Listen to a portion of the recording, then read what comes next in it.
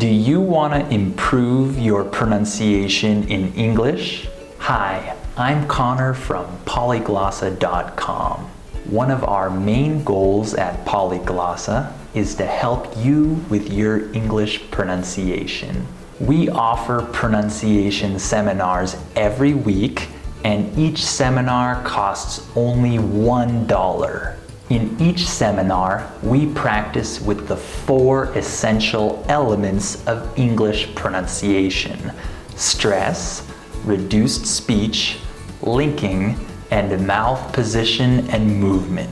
Let me show you an example of each of these elements. The first and most important one is stress. English is a stress-timed language, meaning that some syllables and words have much more stress than others. For example, a native English speaker would not say, "I want to leave." This is incorrect. We shouldn't stress every word. We would say, "I want to leave." This is correct. The word leave is the only word with stress. Listen to both sentences again and try to identify the difference. First, the incorrect sentence.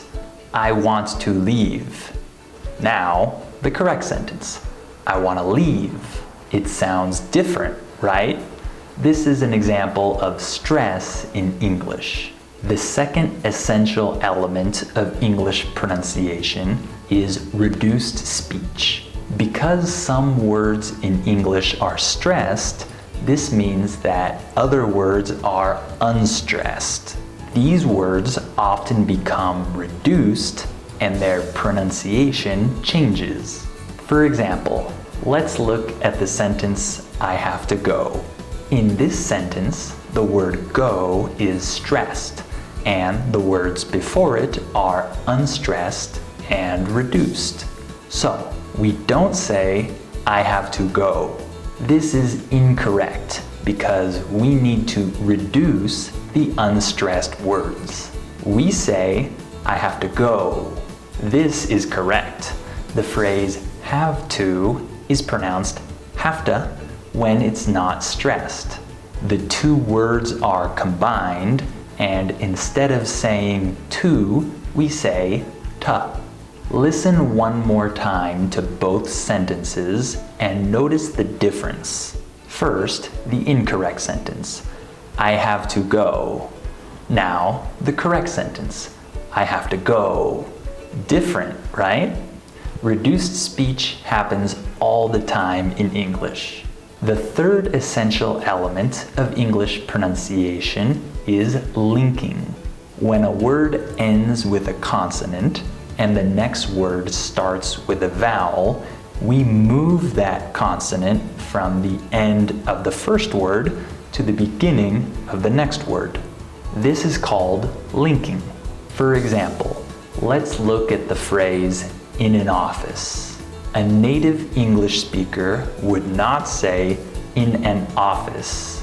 This is not correct because we need to link the ending consonants with the beginning vowels.